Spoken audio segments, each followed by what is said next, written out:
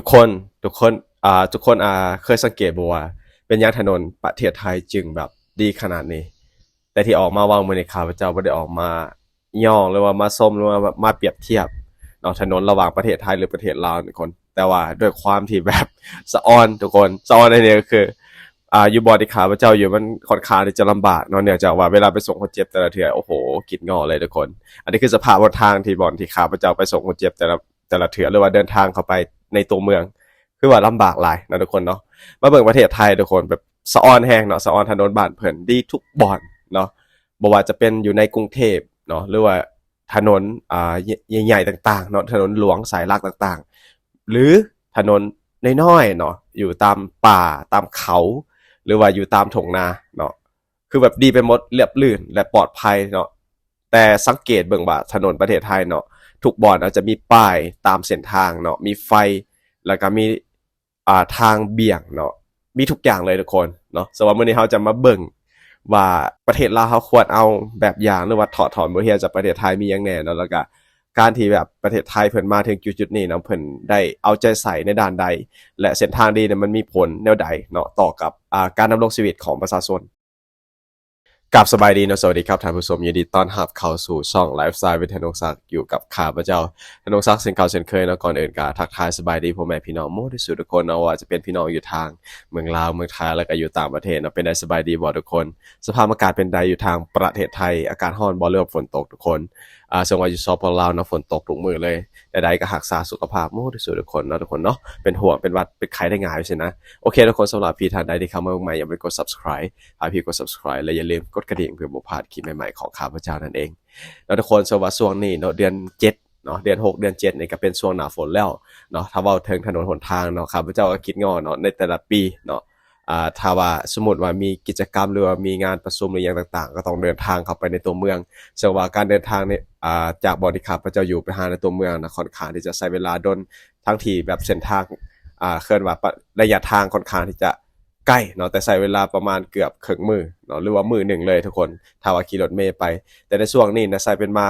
แต่ในช่วงหน้าฝนนี่นะขี่รถเมล์เขาเนี่ยโอ้โหจาก8โมงเช้าไปถึงก็จะประมาณ5โมงถึง6โมงบางทีก็8โมงแรงเนาะถ้าว่าเส้นทางมันเปื้อนแห้งสาเหตุนี่เนาะเวลาจะไปส่งคนเจ็บหรือว่าเวลาเดินทางก็ค่อนข้างจะคิดหนักหน่อยนึงเดี๋ยวจะว่าถนนบ่ดีเนาะเสี่ยงต่อการเกิดอุบัติเหตุทุกคนมาเบิ่งที่ถนนประเทศไทยเนาะเป็นหยังจึง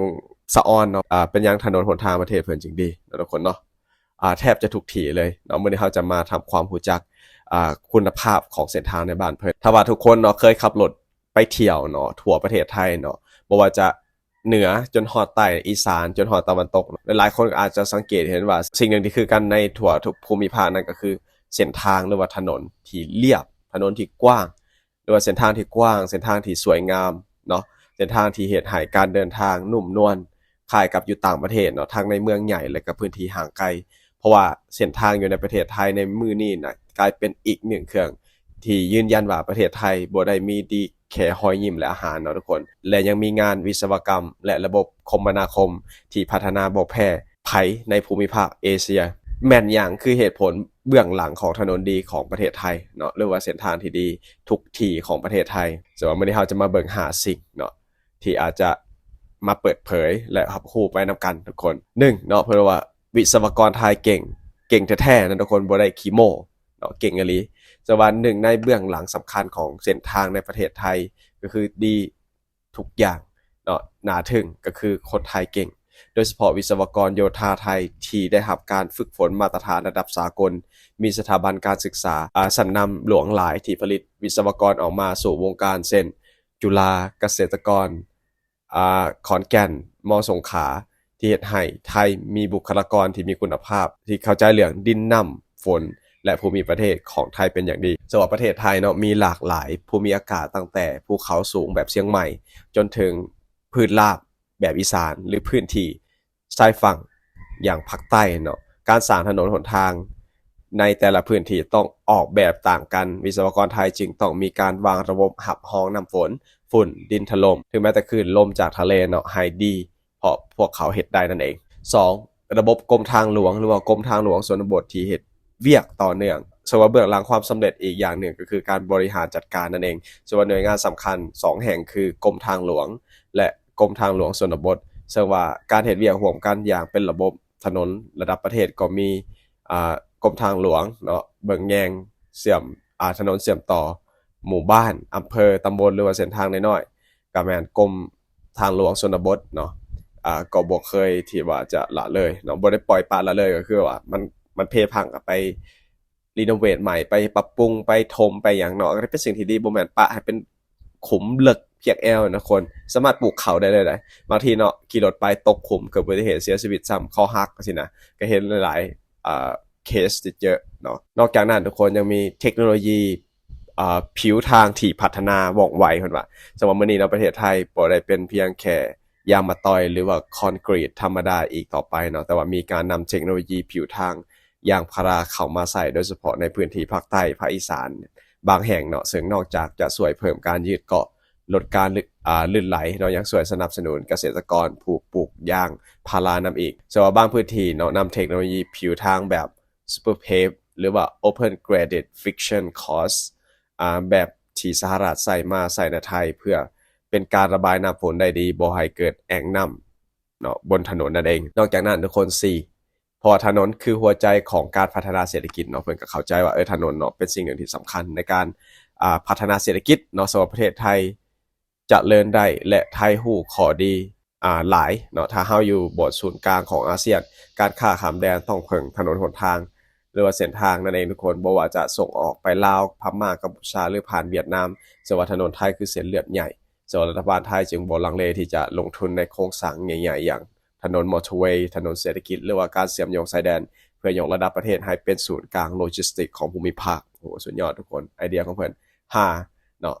ชาวบ้านมีส่วนร่วมในการเบิ่งแยงถนนอันนี้ข้าพเจ้าก็เห็นดีนำเนาะเพราะว่าอยู่ในเขตชนบทเนาะบางคนก็บ่เข้าใจเนาะเอาใบไม้เอาหยังเห็นน้ำมาแล้วเพื่อให้มันคูนว่าพวกนั้นเน่าเปื่อยไปดินมันแห้งอ่อนทุกคนมันแห้งเฮ็ดให้เป็นขุมเนาะส่วนความพิเศษของถนนไทยเนาะบางพื้นที่คือชาวบ้านและชุมชนมีส่วนร่วมจริงๆโดยเฉพาะในชนบทชาวบ้านเนาะบางบ่อนถึงกับตั้งเวรเบิกแยงถนนช่วงเทศกาล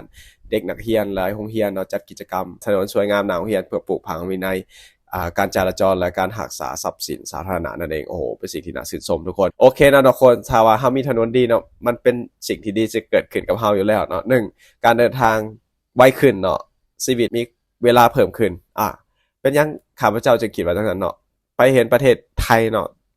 ตอนที่ข้าพเจ้าไปอบรมอยู่เชียงใหม่ข้าพเจ้าเดินทางไปไสก็สะดวกสบายกรุงเทพมหานครเนาะไปพุ่นไปพี่แทบจะบ่มีขุมเลยมันเฮ็ดให้ข้าพเจ้ารู้สึกว่าโอ้กลับมานี่รู้สึกท้อเนาะเพราะว่าหยังเพราะว่าเวลาเดินทางแต่ละครั้งบ่ว่าจะไปส่งคนเจ็บหรือว่าเดินทางเข้าไปตัวเมืองใช้เวลาเป็นมื้อ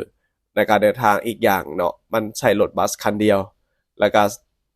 รถบัสคันนั้นก็ค่อนข้างที่จะเพเนาะบ่มีแอร์แล้วมันก็เสี่ยงอีกทุกคนมันเสี่ยงบัดนี้ก็เจ้าหับคนขึ้นมาหลายแล้วบางคนก็บอกว่าก็เข้าใจเขาเจ้าเนาะเพราะว่า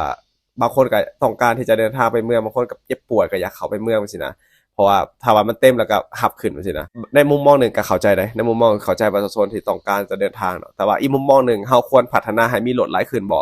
เนาะให้หนทางมันดีขึ้นบ่เนาะเพื่อจะบ่ให้มันแออัดเนาะเวลาขึ้นรถเนาะแล้วก็เวลาเดินทางก็สะดวกสบายบ่มีขี้ฝุ่นเนาะสามารถปิดประตูได้แล้วก็เปิดแอร์ได้สบายสินะบ่แม่นว่ารถบ่มีแอร์แล้วอัดขึ้นมาโอ้โหแบบข้าพเจ้ายังแบบอยากให้มันมีเนาะอันนี้คือว่าออกมาในเชิงที่แบบอยากได้เนาะบ่แม่นอิสาของประเทศไทยเนาะหรือว่าบ่แม่นที่ว่าจะมาเปรียบเทียบเนาะแต่ว่าอยากให้ประเทศเฮามีในสิ่งนี้นะเพราะว่ามันจะดีกับประชาชนผู้ที่รับใช้ข้าพเจ้าคิดว่าได้เนาะ2เนาะต้นทุนขนส่งลดลงเนาะของถูกลงเนาะทางประเทศแม่นทุกคนสมมุติว่าหนทางดีเนาะการขนส่งก็ไวขึ้นเนาะแล้วก็การราคาสินค้ามันก็ถูกยกตัวอย่างเช่นบ่ที่ข้าพเจ้าอยู่ห่างไกล2หลีกแห่งอยู่เขตชายแดนนะทุกคนการที่เขานำเข้ามามันก็ลำบากก็เข้าใจเขา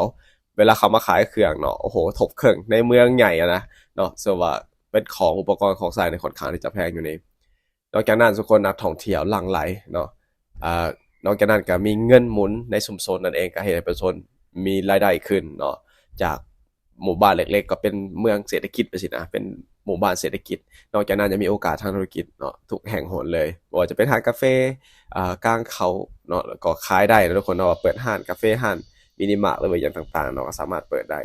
นอกจากนั้นลดผ่อนการเกิดอุบัติเหตุอย่างชัดเจนเนาะแม่นทุกคนเนาะข้าพเจ้าเห็นหลายเขตเนาะทางเป็นขุมเป็นรูปบางทีเขาเจ้าขับรถเนาะเขาเจ้าบ่เห็นเนาะบางทีไวเนาะบางที่ถนนบางบ่อนก็บ่มีไฟสินะเขาเจ้าก็ขับไปไฟสายบางทีมันอาจจะมั่วเนาะ ตามเขตชนบทสินะทุกคนก็จะเห็นให้เกิดอุบัติเหตุบางคนก็คอหักเสียชีวิตลดลงสินะเนาะก็เป็นสิ่งหนึ่งที่ว่าโอ้น่าจะเป็น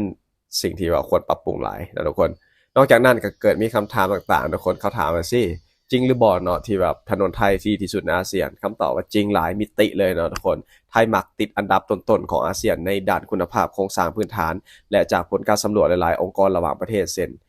WEF หรือว่า World Economic Forum ไทยมักอยู่ในท็อป3ของอาเซียนตลอดเนาะเป็นอย่างเนาะบางประเทศถนนยังขรุขระอย่างตัวอย่างประเทศเฮาเนาะ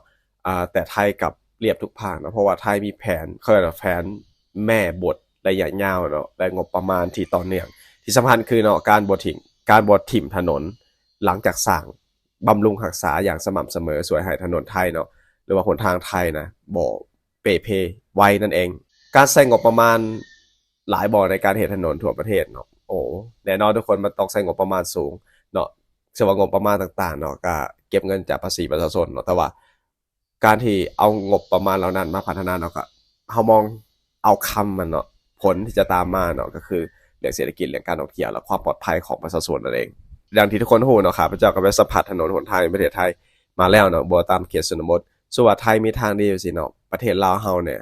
มันจะมีบางบ่อนบ่ว่าตามเขตชนบทเนาะแต่ว่าอยู่ในตัวเมืองบ่ว่าทุกคนเนาะนครหลวงเวียงจันทน์บ่เนาะเส้นทางในตัวเมืองก็จะดีเนาะเป็นทางยางผู้คนขี่แล้วก็เส้นทางหลวงที่เขาเจ้าสร้างใหม่จากเวียงจันทน์ไปทางภาคใต้ของลาวเนาะแต่ก็ยังบ่ทันสำเร็จเทื่อซึ่งว่าลาวเฮาควรถอดถอนบทเรียนจากไทยแนวใดเนาะที่จะนำไปปรับใช้เนาะให้มันดีขึ้นสวัสถนนทางประเทศไทยเนาะกลายเป็นต้นแบบที่ดีให้กับประเทศเพื่อนบ้านเนาะรวมถึงประเทศลาวเฮาที่กำลังพัฒนาอย่างต่อเนื่องนะทุกคนเนาะเป็นการเป็นการเปิดประตูระหว่างภาคพื้นนั่นเองนะทุกคนระหว่างจีนอาเซียนต่างๆเนาะสิ่งที่ลาวเฮาควรจะมีก็คือ1เนาะทุกคน1สร้างกรมทางหลวงลาวเนาะให้เข้มแข็งและมีระบบซึ่งว่าประเทศลาวเฮาจะมีหน่วยงานเบิ่งแยงโครงสร้างพื้นฐานอยู่แล้วเช่นกระทรวงโยธาธิการและก็ขนส่งแต่ว่าสิ่งที่ควรเน้นย้ำก็คือโมเดลแบบประเทศไทยเนาะก็คือเป็นโรโมเดลสำหรับประเทศไทยคือการแยกบทบาทอย่างชัดเจนระหว่างถนนระดับประเทศคือเส้นทางหลวงและถนนท้องถิ่นชนบทให้เพื่อให้การเบิ่งแยงเฉพาะด้านเป็นระบบจังหวัดไทยมีการจัดตั้งกรมทางหลวงและกรมทางหลวงชนบทจึงแยกกันเฮ็ดเวียกแต่การประสานงานการตลอดเฮ็ดให้บ่มีถนนสายใดในประเทศไทยเนาะมีหลุดจากระบบนั่นเองจังหวัดสิ่งนี้เราจะพัฒคือสิปรับใช้ก็คือให้มีเส้นทางเนาะเชื่อมกันระหว่างประเทศเนาะทั่วประเทศเลยแต่พร้อมระบุเส้นทางแต่ละสายเนาะเป็นสายหลักสายนั้นสายนี้จังซี่นะซึ่งว่าการใช้งบประมาณแบบต่อเนื่องและโปร่งใสแล้วคนจังหวัดไทยมีแผนงบประมาณรายปีและงบกลางเนาะที่รับรองการซ่อมบำรุงถนนอย่างสม่ำเสมอซึ่งต่างจากบางประเทศเนาะที่สร้างแล้วบ่ซ่อมบ่ปรับปรุงบ่แก้ไขเนาะทางรูปโนนกับปะมันไปเนาะทุกคนไผสิเป็นจังไดก็เป็นเนาะเราซึ่งว่าลาวเองก็ถือว่างบประมาณเนาะอาจจะจำกัดแต่ว่าสามารถใช้แนวทางพัฒนาแบบมีเป้าหมายเฉพาะได้นะส่วนคือแบบเน้นเชื่อมสายแดนก่อนเนาะเส้นหลวงน้ำทาบ่อเต้นเชียงขวางบ่อื่นๆเนาะทุกคนเนาะหรือว่าใช้ถนนคุณภาพสูงในพื้นที่รองรับท่องเที่ยวก่อนเนาะพัฒนาระบบภาษีทางหลวงเพื่อการเบิ่งแยงในระยะยาวนั่นเองส่วนสิ่งนี้ก็เป็นกองทุนเนาะสำหรับบำรุงหรือว่าพัฒนาเส้นถนนเส้นทางให้ถาวรจากภาษีน้ำมันหรือว่าค่าผ่านทางหรือว่าเก็บกำหนดแผนซ่อมระยะ10ปีเพื่อความต่อเนื่องนั่นเองหรือว่าจะเป็นการนำใช้เทคโนโลยีที่เหมาะสมกับสภาพแวดล้อมทุกคนนะก็เป็นสิ่งที่ดีได้เนาะประเทศเฮาและนอกจากนั้นก็ยังมีการเพิ่มการมีส่วนร่วมของชุมชนในการเบิ่งแยงถนนเนาะก็ให้ประชาชนเนาะบ่ทิ่มปะถนนเนาะถ้าว่ามีการเป็นเพเนาะก็แจ้งเจ้าหน้าที่เนาะปรับปรุงแก้ไขก็มีการซ่อมแปลงหรือว่าตัดหญ้าบริเวณเขตชายแดนแคมทางนั่นเองทุกคนเนาะก็เป็นสิ่งหนึ่งที่ว่าประเทศที่ประชาชนควรมีส่วนร่วมหรือการสร้างถนนเพื่อเศรษฐกิจเนาะบ่แม่นเพียงแต่การเดินทางเนาะก็เป็นการเชื่อมถนนกับสนามบินบ่เชื่อมเข้ากับโรงงานอุตสาหกรรมบ่ถนนเพื่อหาห้องการท่องเที่ยวเนาะก็เป็นสิ่งหนึ่งที่ว่าควรเห็นเนาะบ่จะเป็นสวรรค์เซโนบ่หลวงพระบางแล้วก็เป็นเขตท่องเที่ยวหรือพักผ่อนต่างๆที่ประเทศเฮาควรเห็นเนาะจะเป็นสิ่งหนึ่งที่ว่าการที่มีถนนดีเนาะไทยเขาอาจจะนำหน้าเฮามาหลายกว่า30ปีเนาะ60ปีเนาะแต่ว่าประเทศเฮาก็สามารถเฮ็ดได้ทุกคนเนาะเนื่องจากว่าประเทศเฮาก็ควรมีความสามัคคีเนาะกันเนาะทุกคนเนาะความสามัคคีกันแล้วก็เฮ็ดเป็นทุน สำรองเก็บไว้เพื่อไปสร้างเส้นทางโดยเฉพาะเนาะเฮ็ดให้การคมนาคมสะดวกเนาะสว่าการคมนาคมสะดวกก็เป็นพื้นฐานของหลังinfrastructure ของประเทศเฮาเนาะถ้าว่าพื้นฐานของหลังดี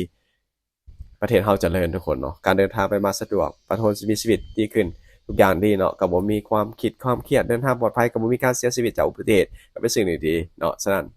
สามัคคีกันสุดท้ายสุดทุกคนซึ่งออกมาว่ามื้อนี้นะบ่แม่นการเปรียบเทียบแต่ว่าเป็นจุดหนึ่งที่ดีเนาะเป็นการย่องย่อสมเสยประเทศเพิ่นที่มีเส้นทางที่ดีเนาะแล้วในใจเฮาก็อยากมีเส้นทางที่ดีกับประเทศเพิ่นเพื่อชีวิตของพวกเฮาจะดีขึ้นนั่นเองนะทุกคนโอเคเนาะคลิปเฮาจบไปที่ถ้าทุกคนมักก็ฝากกดไลค์กดแชร์ Subscribe สบายดีบ๊ายบาย